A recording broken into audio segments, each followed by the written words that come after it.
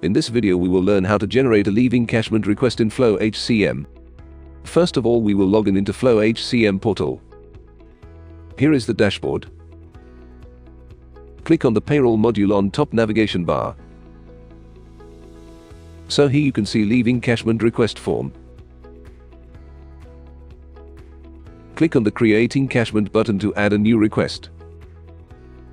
Next, you can see multiple filters to select the criteria of employees for leave encashment.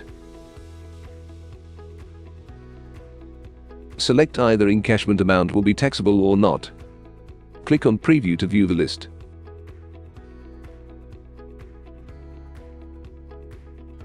System will show the details of leave encashment.